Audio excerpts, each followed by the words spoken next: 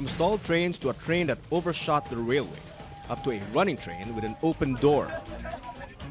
It seems that the MRT commuters have already experienced every problem imaginable. Every day, passengers are challenged with an average of 30 to 45 minutes waiting time during rush hours.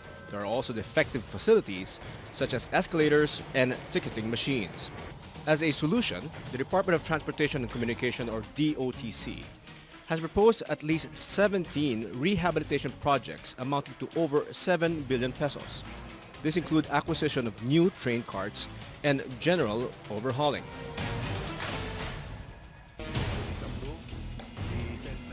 Inside Congress, some congressmen demanded for the full details of the planned 2.25 billion peso maintenance contract for the Metro Rail Transit Line 3. For the 2015 national budget, the Department of Transportation and Communications seeks Congress's approval of its 54.5 billion peso proposed budget, 15% higher from the current year's 47 billion pesos.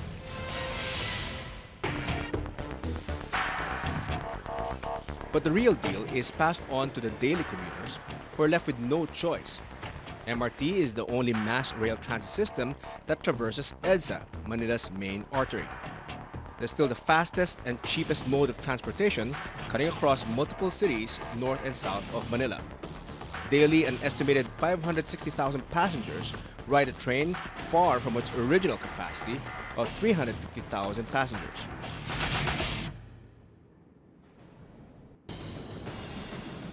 Welcome to Opposing Views, a hard, straightforward discussion of today's most pressing issues.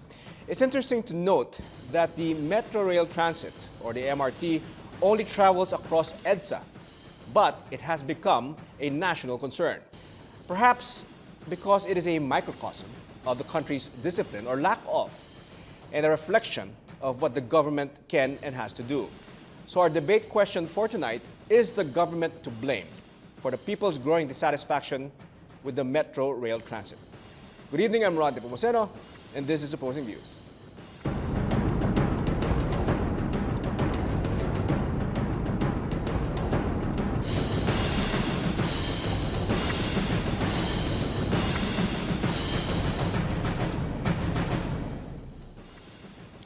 Joining us tonight in our discussion is Vencer Crisostomo, convener of TREN, or the Train Riders Network.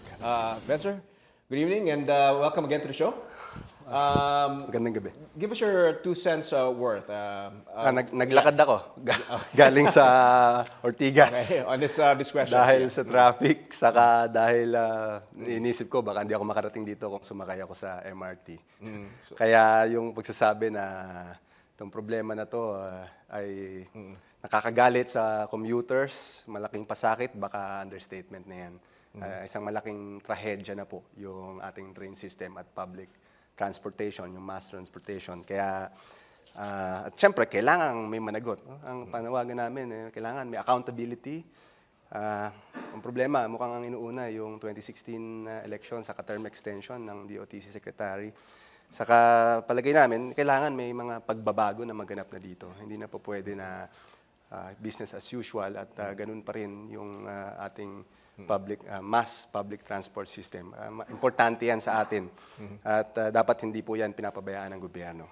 All right, thank you very much, Vencer. On the opposing side is Renato San Jose, Officer in Charge, or OIC, of the Metro Rail Transit, or MRT. Director San Jose, good evening. Good evening po. Yeah, thank you for joining us tonight. Director San Jose, your thoughts on the debate question. Should the government take all the blame for the growing dissatisfaction? Ako po ay sumasang-ayon sa inyo at sa ating kaibigan dito na marami po ang dapat na maging pagbabago para po mapaunlad at mapabuti po ang ating sektor ng transportasyon. At naniniwala rin po ako na dapat ay usisain po natin kung ano po ang mga nangyari at kung may dapat po na managot ay dapat po managot.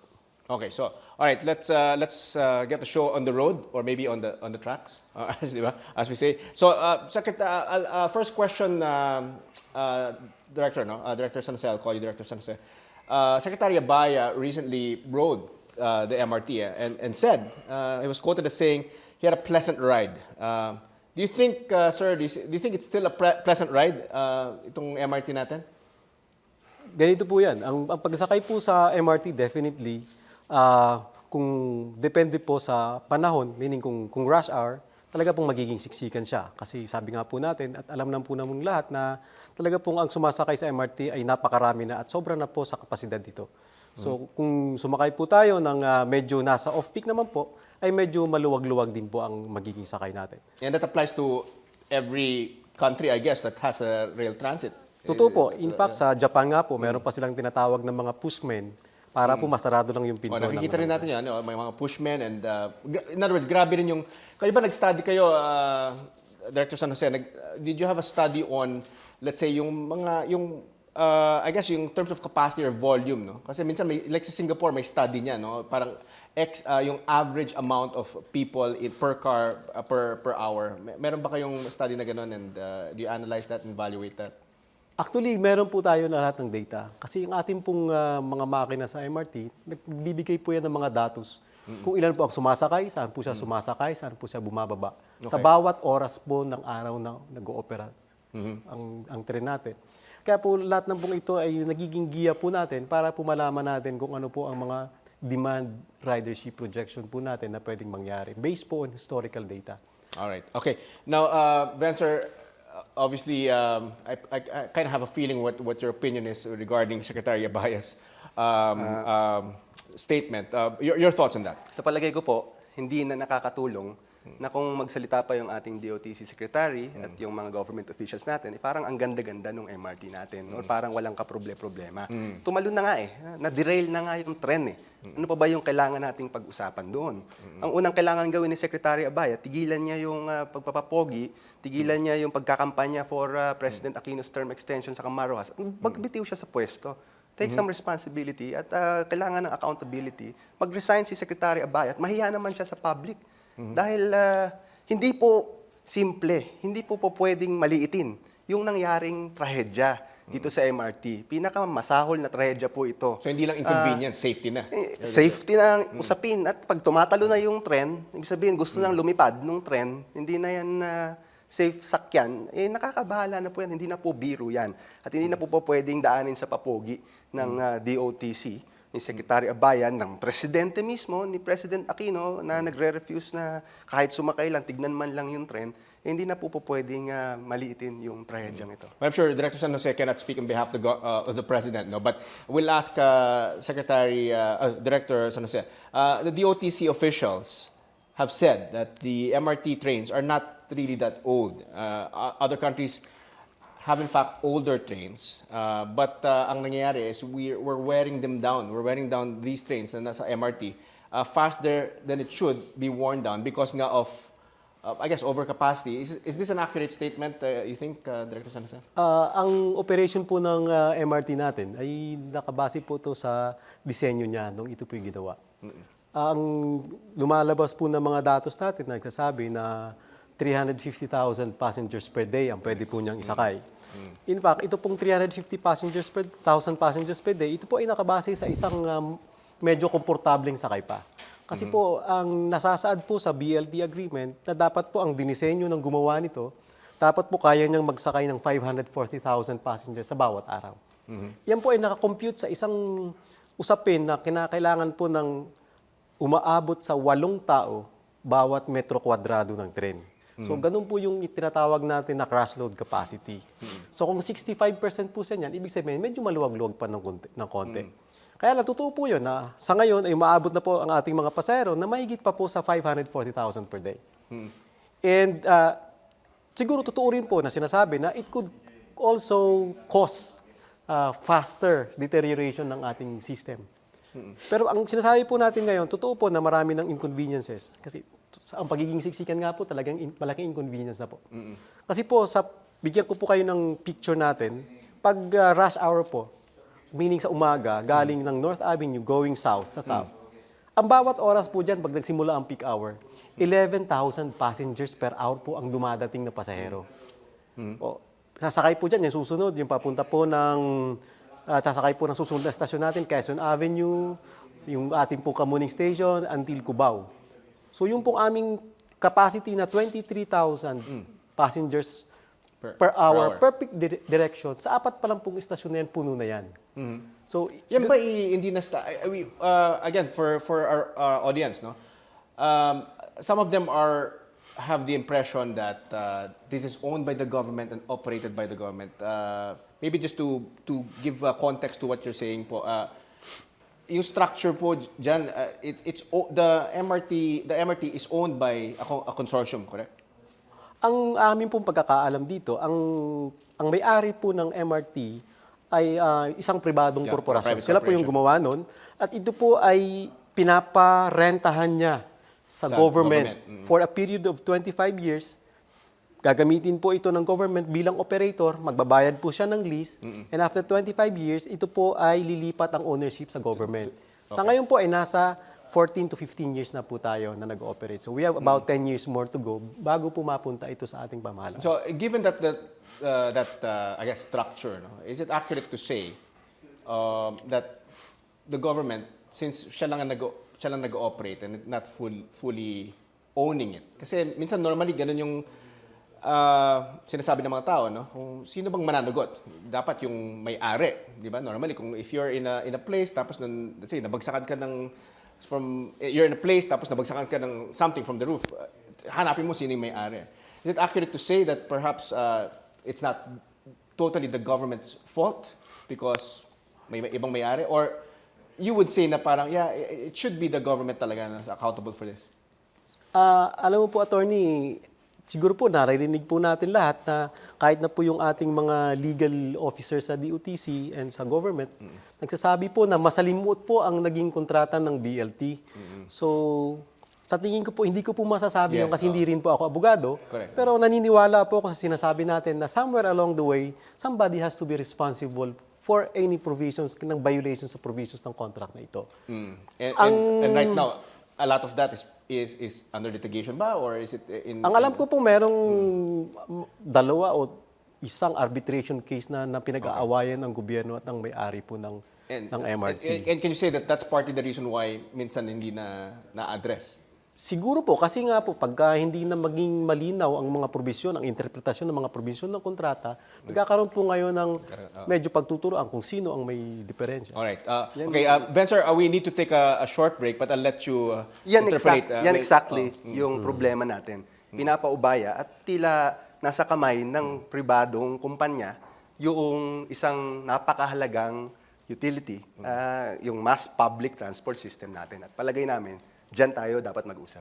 Sige. Alright, we need to take a short break. Meanwhile, you can react online via Facebook at facebook.com/SolarOpposingViews on 9TV Opposing Views on 9TV, or tweet your comments at opposing_views. Use the hashtag OVMRTproblems. Stay tuned. We'll be right back.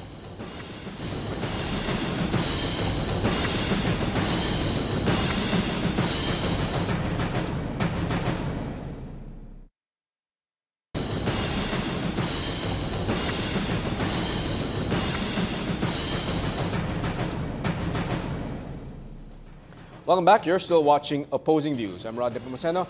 We have with us Renato San Jose, officer in charge of the Metro Rail Transit or MRT, and Vencer Crisostomo, convener of TREN or the Train Riders Network. And our debate question for tonight is the government to blame for the people's growing dissatisfaction with the Metro Rail Transit. Now, Vencer, right before we took a break, Director San Jose was discussing nga na this was a private-public partnership. No, there's a consortium that owns it, the MRT, but it's now being leased to the government for the government to operate. And yun nga, because of minsan differences that they have on sino bang gagawa nito or ito, ang nangyayari nga, minsan it's hard to, according to Director San Jose, minsan it's really hard to pin the blame purely in the government. What is your stand on that? Actually, kailangan balikan natin yung kontrata na pinasok dito sa MRT na binigyan ng guarantee yung profits, ng 15% na profits ng MRTC. Binigyan din ng gobyerno. Yung gobyerno nagbabayad ng tinatawag na equity rental payments all throughout the years dito. At sasagutin ng gobyerno yung utang. Neto, doon sa datos mismo ng DOTC, sinasabi, abot sa 52 billion ang atin nang naigastos dito sa MRT from 2000 to 2010 at 30 billion plus dyan ay napunta na doon sa kumpanya. Samantalang ang nilabas lang pala nilang pera dito, equivalent sa 7 billion pesos noong 1995, nung ginagawa nila yung proyekto. So, hindi lang po problematic yung BLT, onerous, lopsided, at napaka-paborable doon sa MRTC. At in fact, talo ang public at talo ang commuters dito. At sinasubsidize ng taxpayers' money yung ibubulsa, kikitain ng MRTC hanggang 2025. At tuloy-tuloy yung ganong klaseng kontrata na obviously talo tayo at ngayon walang improvement whatsoever doon sa MRT natin sa tinagal-tagal na binayad natin dyan. At ang interest kasi, ang nangyayari, pribado. Ang gusto nila, gatasan nila yung MRT ng kita at yung gobyerno naman walang anumang hawak at control sa isang napakahalagang utility. Kaya ang kailangan dito, kailangan ng isang mass public transport system na genuinely popondohan ng gobyerno at hindi para kumita yung pribado. Ang palagay namin dyan, public-private partnership, ibig sabihin yan, yung cronies, yung mga nangontrata, sila ang kumikita dito. At in fact, ang sinasabi sa data, para pasukin na rin, sapat yung binabayad ng commuters, sapat yung income para sa operations ng MRT, yung fare. At in fact, yung may tinatawag na fare box ratio, ibig sabihin, sapat yung kinikita nila para patakbuhin ang MRT. Ang problema, yung malaking bahagi, aabot sa 60% above nung dapat na pondo para sa MRT, pupunta doon sa debt equity, debt payments at sa kita ng consortium dito sa unfair deal na ito. And this is how privatization is. And this is really the evil that you have to slay. Hanggang ngayon, ang problema, yan ang proyekto nila for LRT1, privatization, nakikita ang Ayala. Yan ang gusto nilang mangyari pa rin for MRT, na maging private at walang kontrol ang gobyerno. Kaya ngayon, anong magagawa nila? Wala silang magawa dahil ipinasa nila yung transportation natin para pagkakitaan ng ilan. Ang madali dyan, i-rescind ang kontrata, at i-take over ng gobyerno yung MRT at patakbuhin para sa publiko, hindi para sa bulsa. Okay, Director San Jose, apparently Venture's been quoting a lot of a lot of course, mga numbers which are probably public information. What are your thoughts on that? Do you think that given the circumstances nga na sinasabi ni Venture, talagang it in a way ties the hands of the government to be able to provide the service, the public transportation service that the public deserves? Wala po akong nakikitang dahilan para kontrahin ko po yung statement ng ating kaibigan. So, totoo naman po talaga kapag nagkaroon ng mga gray areas ang kontrata, nagkakaroon po ng mga kahirapan sa pag-implement nito. Ngayon po bilang operator naman ng government, kaya nga po totoo po yung sinasabi niya na dapat ibalik na ito sa gobyerno. Kaya po ang plano ng ating pamahalaan ay i-buyback po ito, yung tinatawag na equity value buyout, para po ito ay patuloy na maging wala ng problema yung gobyerno sa kung gusto nilang gawin para sa pag-improve po ng sistema. Yung pong sinabi po ng ating kaibigan na yung pong fare box ratio na ang kinikita po ng yung fare box, yung pasahe po sa tren ay tama naman po para sa pang-araw-araw niyang operasyon. Kaya lang po siguro alam po din naman natin na yung pang-araw-araw na operasyon, kinakailangan din pong may kakambal din yun na mapondo rin na dapat ilaan po natin para po i-improve at kung bagaman lang mapalitan yung mga nagiging obsolete at luma ng mga kagamitan ng tren. Kasi po kung ang atin pong kikitain ay tungo lang po sa pang-araw-araw na operasyon, ibig sabihin po nun, darating ang araw na napudpud po yung ating mga gamit, nasira po yung mga wala po tayong pampalit kasi wala po tayong naipon para po palitan ng mga bagay na ito. Oh, okay. So, all right. Let's discuss, before we discuss yung mga fares, no? Let's discuss the MRT problems. Ito yung mga na-encounter ng mga ating mga commuters on a daily basis. And itong long lines, no? Nakita natin sa YouTube video yan, at saka even daily, no? Sa mga nakita natin sa media, yung coverage. And in fact, I saw one video on the internet na talagang haba nung pila, no? One whole song lapsed, hindi yung linya nandun pa rin, no? And you know, there are long lines during the rush hour. The ideal time supposedly is 10 minutes, right? Is that correct, Yeah. Director? The ideal time should be 10 minutes. Tama po yan. Kung makikita, hindi po namin na itinatanggi na totoo po na nagkakaroon tayo ng mahabang pila at umaabot po hanggang sa mga 40-45 minutes ang pila kung mamalasin po tayo. Kung titingnan naman po natin sa araw-araw, kasi kami po ay from the operations in itself. Kami po yung pang-araw-araw na naandyan. Kaya po ang naging decision po ni Secretary Ibaya, kami na po yung pabayaan na humawak po ng ating problema sa ngayon. Dahil po ang sinasabi niya, nakikita namin yung pang-araw-araw magmula pa po noon. So kung titingnan po natin ang ating pong operasyon sa MRT, totoo po yan. Sasabi po nga natin, magmula pa noong 2004 or 5, nakita na po yung mabilis na paglaki ng demand ng mga pasahero sa MRT. Kaya nga po doon pa lang, na plano na po yung pagbili ng mga bagong bagon. Kaya lang nga po, dahil po nga sa sinasabi po nga ng ating kaibigan kanina na masalimuot po ang naging mga probisyon ng BLT agreement, nagkaroon po ng mga problema kung paano bibili nito. Kasi siyempre po, nag-aagawan yung magkabilang partido kung sino po ang dapat o kung ano ang dapat na gawin para dito. Samantalang totoo po yun. Hindi po nabili. In fact, hanggang ngayon po ay hindi pa umaabot. Pero in the meantime ba, while we're encountering this legal problem, so to speak, no? Anyway, public naman yan. Hindi natin that's why po, the government, anong plano the leadership of Secretary Abaya really took it upon himself. He had the political will. Sabi niya, let the problems confront me legally. Kaya bumili po siya ng tren. In fact, yung umorder po ng tren ng gobyerno, na TRO po siya. And naglaban po sa korte, hanggang na-lift din po yung TRO. At sinabi rin po ng Supreme Court na pwede na pong bumili ang gobyerno in the interest of the public. Okay, Venture, your thoughts on that? Secretary Abaya did buy the trains. We see those actions, no? Si You see those, Secretary Abaya, sobra ang political will niya. Saka talagang ang inasikaso niya, politika. At sa totoo, meron namang... do you think ano lang yun? Parang moro-moro lang yung purchase na yun? Ang malaking problema po dito, halimbawa, yung pondo sana para sa tren, sinuko sa DAP. Yung commitment ng ating DOTC Secretary kay Presidente, imbis na ilaan directly doon sa maintenance ng ating ng MRT, nakikialam pa yung DAP. Isang aspect ng problema ito. Yung unang problema, ginagatasan ng husto ng kickbacks, itong privatization deal. May nakikinabang dyan. Hindi tayo maniniwala na walang nakinabang at walang nakikinabang. Simula noong pinasok ang deal, hanggang sa kasalukuyan, mayroong nakikinabang dyan. Kasi kung walang nakikinabang dyan, matagal nang tinigil yan. Sino yung nakikinabang at magkano? Yun ang tanong. Pangalawang bagay, bukod dun sa deal, mayroon pang corruption issues ang MRT. Yung budget para sa bagon, nakalagay sa DAP. Yung ibang mga pondo na pagkalaki-laki, imbis na ilagay sa transportation, nandoon.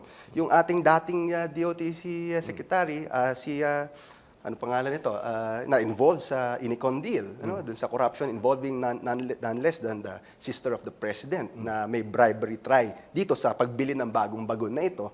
So that does not help and that does not definitely boost the confidence of the public na may ginagawa ang gobyerno dito. Dahil mukhang ang nangyayari, gagatasan ng husto yung publiko at ang statements pa, kung hindi pa nangyari ito, ang gusto pang gawin ng gobyerno, itaas ang pamasahe. Singilin pa yung publiko ng mas mataas na pamasahe para ibulsa nung mga onerous, dun sa mga onerous deals, dun sa equity debt payments para dun sa mga malalaking mga kumpanya at sa mga kickback. So kukunin pa mismo, kinuha na sa taxpayers' money to the tune of 52 billion pesos since 2000, kukunin pa sa bulsa ng manggagawa na dadagdagan yung pamasahe daw up to 60 pesos or 25 Professor, pesos. itong mga allegation of kickbacks, I mean, do you have, ano yung basehan dyan? But read the actual contract of the MRT. Yung nagbayad tayo ng 52 billion or at least 30 billion, ang ginastos lang ng nag-invest ay 7 billion. Tapos yung utang, sila rin, bangko rin nila yung nagpautang. Tapos binabayaran ng gobyerno yan. At taon-taon, imbis na sana napunta sa yung 52 billion, imbis na napunta yan sa trend, imbis na napunta sa improvement ng public, napunta sa bulsa ng mga So ang basehan mo is really the contractual provision itself?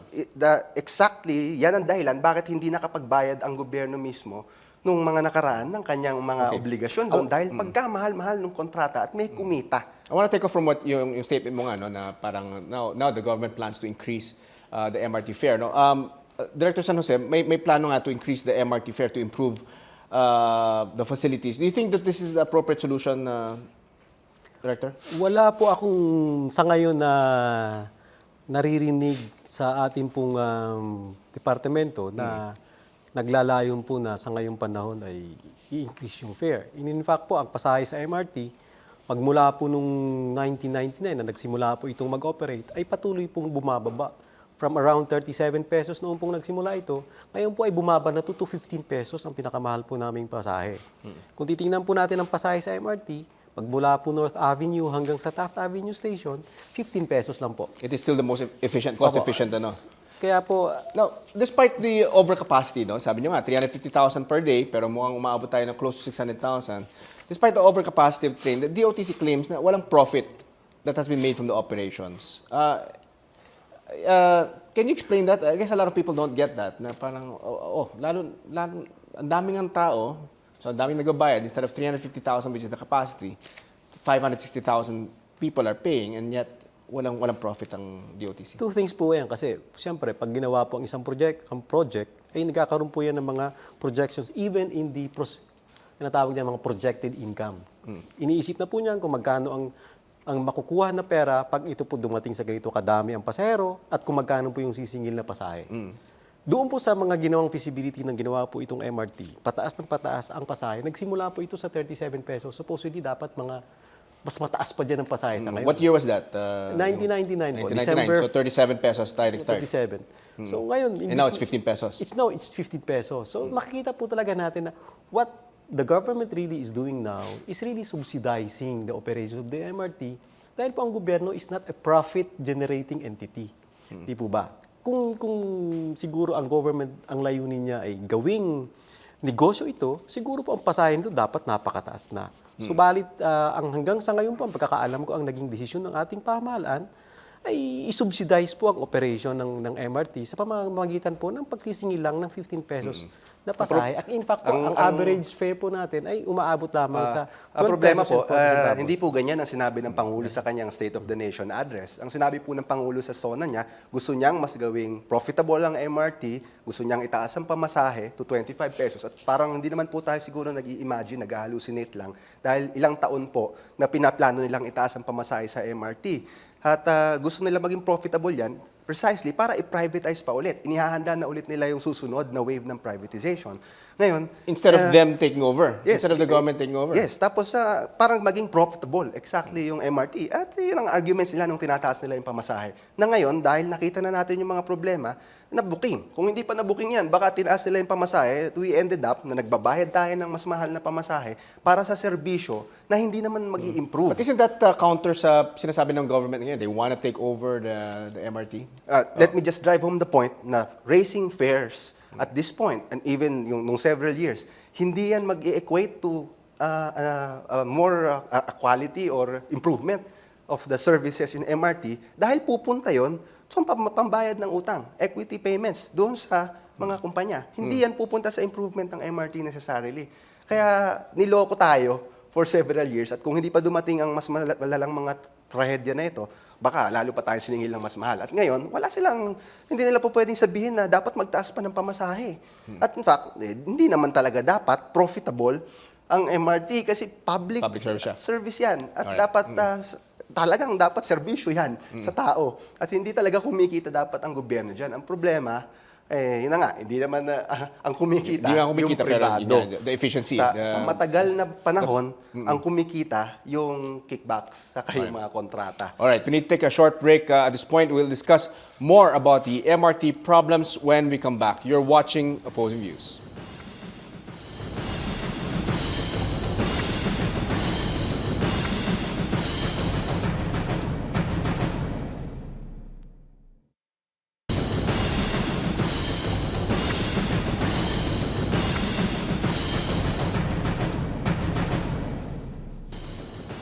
Welcome back. You're still watching Opposing Views. I'm Rod Nepomuceno. Still with us is Vencer Crisostomo, convener of TREN, or the Train Riders Network.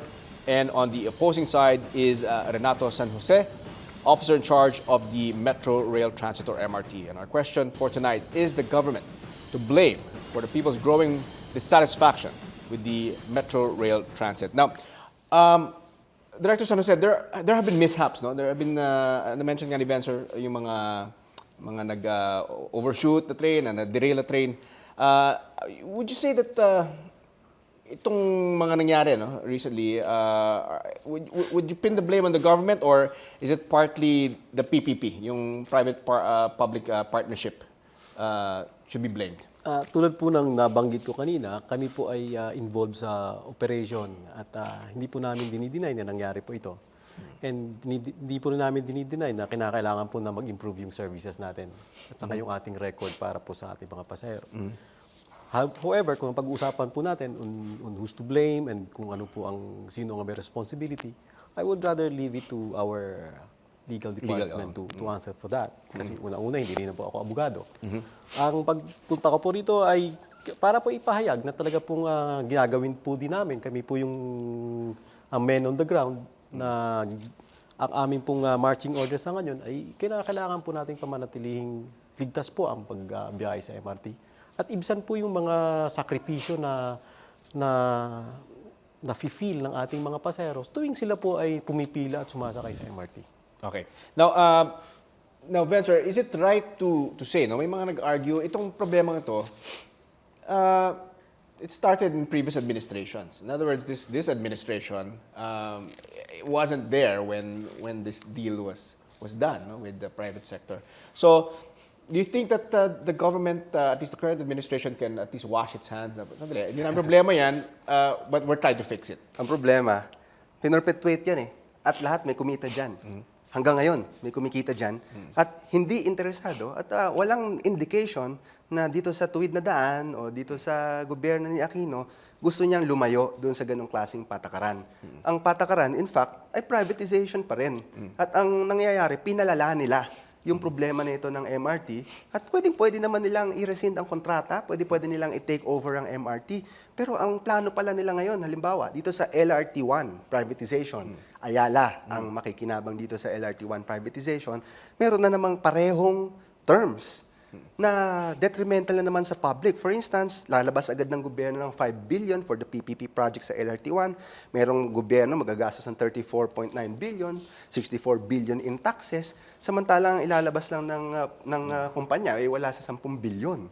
So, luging-lugi na naman. At meron na namang equity, debt, meron na namang guarantees doon sa returns ng mga kumpanya na papasok dito sa kontrata na ito. Obviously, ang ginagawa nila, ginagatasan nila ng kickbacks. Yung mga kontrata na ito, gaya ng lahat ng iba pang kontrata. At isang aspect yon na talagang palagay namin, may kumikita dito sa mga kontrata na ito. At yung policy ng privatization ay policy ni Pinoy, yung PPP. Kaya hindi niya mahuhugasan ng kamay niya dyan. At in fact, ganyan actually ang larawan talaga. Hindi ito yung hindi sinadya o walang kinalaman, kundi yan mismo ang gustong mangyari. At yan din ang mangyayari pa kung hindi mapipigilan yung mga kontrata na ito, kung hindi mare-review agad, immediately ang pwedeng gawin dyan, i-rescind ang kontrata, i-take over ng gobyerno yung operations ng MRT, gawin itong truly mass public transport. Just playing devil's advocate here. No? I mean, kung gawin mo yan, you rescind the contract, no private consortium or company, whether local or abroad, would be interested to deal with the government. Alam natin nangyari sa airports sa NAIA 3, di ba? That will have repercussions kasi, wow, you know, if you're a private corporation, you want to invest in the country, pwede palang i-rescind ng government anytime yan, baka magka-problema tayo. Well, it's a matter of policy. Ano bang gustong unahin ng gobyerno? Gusto ba niyang unahin yung kapakanan ng commuters, kapakanan ng public, o ang gusto niyang busugin yung kanyang mga kalyado, mga sumuporta sa kanya ng eleksyon, yung kanyang mga kapatiran, kabarilan, o i-improve niya yung public railway system. Policy shift talaga yan. Yan ang political will. Yan ang dapat gawin sa punto na ito. At ang problema natin, kung hindi nila magagawa yan, kung hindi nila gustong gawin yan, kung hindi nila gustong tanggalin itong aspeto na ito ng privatization sa MRT, hindi naman pinagbabawalan ng investments pero hindi to the point na unfair at talagang hindi to the point na wala ng control ang gobyerno. At walang masabi ang publiko at talagang napeperwisyo ng publiko. Pag di nila magagawa yan, magbitiw sila. Kung hindi magagawa ni Aquino yan, hindi magagawa ng Presidente at ng DOTC Secretary, magbitiw sila sa pwesto nila. At kailangan ng pagbabago dito. Alright, so may questions tayo no, from our viewers.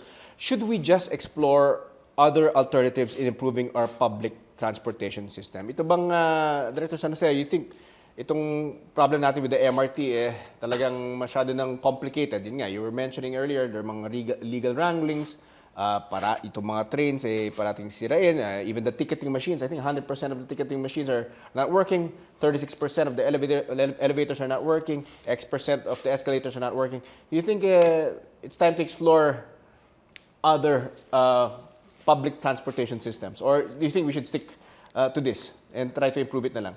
Ako po ang aking mandato bilang na talagang OIC ng MRT ngayon ay napakasimple po sana na tingnan. Kaya lang alam ko po na marami nga sa mga kaibigan ko nagsasabi na congratulations but good luck and lots of prayers pare. Tinatanggap po natin yung hamon na yan kasi somebody has to take the challenge. Kasi ito rin po ay para sa kapakanan din ng ating mananakay. Hindi po ako magdidil doon sa mga komplikadong mga issues at mga solusyon nito. Doon lang po ako titingin sa immediate at mga solusyon na kaya po namin ibigay sa inyo. Kasi kami po ay araw-araw din na sumasakay dito.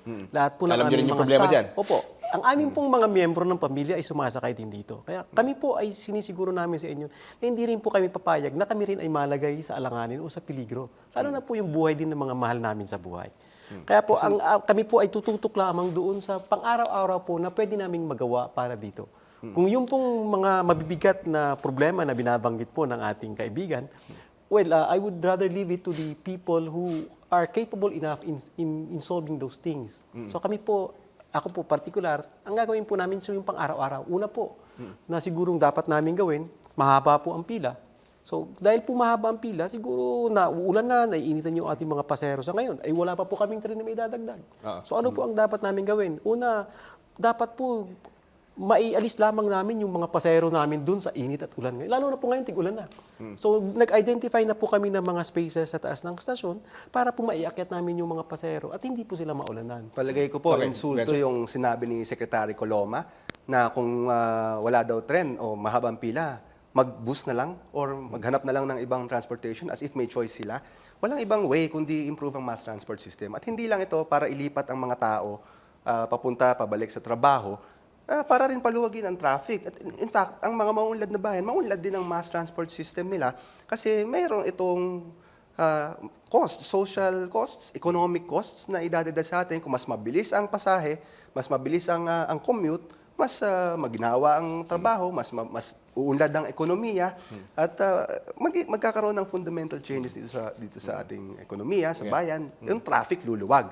Hindi pwedeng baliktarin ang solusyon at baliktarin ang problema na porket hindi pwede mag-trend, traffic nga eh. Yun nga yung sinusolusyon natin. Alright. We need to take a short break. Don't go away. When we come back, the results of our online poll and on the issue and the final words from our guests. Stay tuned. You're watching Opposing Views.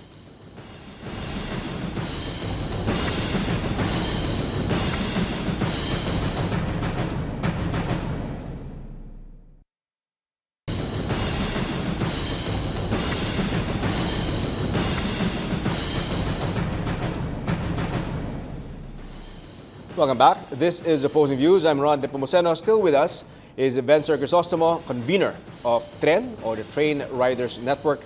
And on the opposing side is Renato San Jose, officer in charge of the Metro Rail Transit, or MRT. So our question is the government to blame for the people's growing dissatisfaction with the MRT. Now, Director San Jose, in the next 5 years, obviously hindi ko konti yung users ng MRT. No? In fact, the estimate is that the next 5 years, an estimated 800,000 passengers will be riding, and by 2015, it probably be 1 million. No? So, is the government ready for this? I know that there are a lot of questions in the air, no?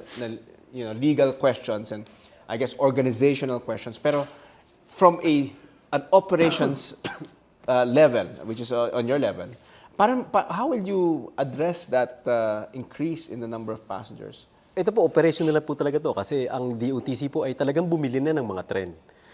In fact, ngayon pong taon, before the end of the year, darating po yung design ng mga tren na kinakailangan po natin i-approve. Then, gagawa po ng prototype. Then, iti-test po yun. Pag naging okay na po yung prototype, ay saka po i-deliver sa atin. Ito pong binibiling ito ay 48 na bagon. This will translate to an increase of about 66% in our capacity. So kung ang capacity po natin ay 540,000, you add 66% of that. Over that, that's more than 800,000 na pwede natin pong isakay. No, so kaya, For that. kaya So- at least operationally, you can... Opo. you can, Hindi lang po ito basta pagbili ng bagon kasi para po mapatakbo natin yung additional na 48 cars, kinakailangan po natin i-upgrade yung power, yung signaling, yung tracks and everything. And ito po ay nasa pipeline na po. Ibig sabihin na simula na po yung proseso at nag-aantay na lang po tayo ng completion ng implementation po nito. Okay. Venture, remove the policy side. No? Of course, you're saying kasi dapat palitan yung policy, mag-resign sila, and everything. Removing that option muna, and just purely on the operational level, anong tingin mo should be done regarding the operations of the MRT? The most, yung priority now. Let's say wala yung option muna na yung Ang policy priority changing. ngayon, trabahuin na nila yung buyback ng MRT at mag-government takeover sa MRT kung yan ang kailangan. Kasi yung pagpupunas, pagpipintura sa kayong maintenance can only do so much. Ang problema natin... The kulang additional tayo ng trains though bago. will add. Yung additional will trains, you concede that additional ang problema trains? pa, maisasakay ba nila yung tren? Dahil in contention, yung kontrata. So maraming problema yan. Kaya kailangan medyo i-reverse na yung patakaran na yun. Ngayon, sa kagyat, kailangan gawin ang trabaho nila. At mukhang merong problema, may dapat managot at may hindi gumawa ng trabaho kasi ang tagal na nito na problema. Ngayong lumala na, saka natin hinahanap. Director, people are asking why, no? Ito nga, nag-import kayo ng train, pero nagkaroon na naman ng TRO, di ba? Na-lift na po yung na-lift na. TRO. Oo. Pero nagkaroon ng TRO, as people are asking, but ito na nga, additional trains, pero binablock pa. Ano yung problema doon? In a nutshell, I know you're not a lawyer, pero ano bang, generally, ano nangyayari? Ba't ganun na nangyayari? Ito po yung sinasabi pa natin na legal rumblings pa rin na on who has the right to do the expansion. But the DOTC has already decided that we should really pipilitin po natin na bumili at bumili na nga po despite the legal problems na nakita ng DOTC. Now, do you think can the passengers wait? Do you think with this upcoming upgrades, no? Do you think that the MRT commuters' dissatisfaction will lessen? Kaya nga po nung nag-meeting kami, nung ako po ay naitalaga bilang OIC, kinakailangan po din namin makipag-discuss din po sa ating pamunuan para po pag-usapan kung ano po yung magiging marching orders ko. Pinag-aralan po namin kung ano po ang mga dapat gawin. Hinati-hati po namin ito doon sa long term na tinatawag natin na pangmatagalang solusyon. Ito po yung pagbili ng train, upgrade ng trucks, upgrade ng signaling, and power. On the medium term po, dapat po maging maayos din yung pagkuha natin ng panibagong maintenance contractor. Kasi po pag yung trend po natin ay maging konti yung pagtirik at maging maayos yung pagtakbo, mabilis uli po yung pagtakbo ng ating tren. Therefore, mas marami po tayong maisasakay. This could shorten the queuing. Di ba? And in the short term naman po, kinakailangan po natin tugunan. Kung wala pa tayong maibibigay doon sa medium at long term, immediately, makapagbigay po tayo ng, sabi nga po ni Senator Grace po, ay kahit man lang payong makapagbigay kayo kung maulan or mainit. So, in this view, yan po ang sinasabi po namin na naghahanap po kami nga at mayroon na po kami na-identify and starting Monday po, we shall be able to bring up, if not all, most of our passengers from the EDSA level going up. From the road level? Opo. Sabi po natin, tinatanggap po natin that this could be a medical solution, meaning palliative. But still, this could at least ease the sufferings or the plight of our passengers in the very short time. So on Monday, maybe we could up about 50% of the passengers on the streets. So di po ba, tingin po namin, obligasyon talaga po namin na bigyan din sila ng ganung kaginawaan. Kung medyo siksikan po sa taas at medyo mainit, or mayroon po tayo pinabili po din ng mga water dispensers na pwede po silang uminom. Now, okay. Gusto ko Venture, tingnan go din natin yung kontrata ng LRT1. Kasi yung kontrata ng LRT1 na i-approve na, i-award na nga nila, ganyan din. So, kailangan abatan na natin yan. Yung privatization contract na yan, bago pa sumabog ulit ng parang MRT. Pero ganun din, ang immediate tingin ko, kung si DOTC Secretary, mas busy siya sa pagiging LP President niya para sa kampanya for 2016. Baka masyado siyang maraming ginagawa at masyadong busy itong DOTC secretary natin. So, baka hindi niya na maharap ito eh. So, kung hindi niya maharap at masyado siyang busy, baka pwede namang magbitiw eh. Pero sir, in your mind, no, sa network, itong trend, no, yung network of, I guess, concerned citizens yan regarding the MRT, ano yung acceptable sa inyo? Let's just assume, no? Let's just assume talagang medyo may legal ramblings yan, hindi mo ba mabubulldozer yan just like that, you can't just rescind the contract. Let's say that option is not there. Ano yung acceptable na, I guess, solutions, no? Whether it's band-aid solution or mga solutions that will alleviate the plight of the public, the riding public. Ano yung mga acceptable sa inyo na dapat gawin right now? Yung mga simpleng mga operational problems, dapat kaya nilang ayusin na yan. Yung mga maintenance problems, management Dapat problems walang nadiderail, yan. walang Kaya nadiderail. yan. Oo. Yung walang nadiderail, kaya yan. Ang problema, tapos inaano nila, pinondohan nila yung management, yung bidding nito, investigahan natin. Bakit ganyan yung nagiging maintenance niyan? Pero in the long run, di talagang kailangan ng shift ng framework mula sa kickback framework, Cobra framework, to mass public transport framework na bigay natin sa publiko ito at serbisyong pampubliko ito, hindi pang Cobra. Pero yeah, you will concede, no, that we started off at 37 pesos, pero ngayon at 15, and at 15 pesos, it's still the most efficient, I guess, form of transportation. That's why a lot of people are lining At up. 15, diba? it's even mas mataas pa yan kaysa dun sa, pwede pang ibabasa 9 pesos yan eh, kung tatanggalin yung mga debt payments, kung equity payments na binubulsa. Ibig sabihin, at 15 pesos, we're still subsidizing profits of the companies. So, yeah, palagay namin, ang talagang kailangan natin na, ang problema dito, to sum it up, una, kickback framework. Kinikbaka nila ang MRT, kinikikbaka nila ang MRT, LRT, at nakikinabang yung mga malalaking kumpanya at mga politiko dito sa mga kontrata na ito. Pangalawa, pinapatungan pa nila ng korupsyon. Yung Inecon deal involving Balsi Aquino and the secretaries na may bribery. Tapos yung DAP, ginagamit pa nila sa transportation, nagpapalalayan. At yung papogi, nagpapalala pa yan sa problema.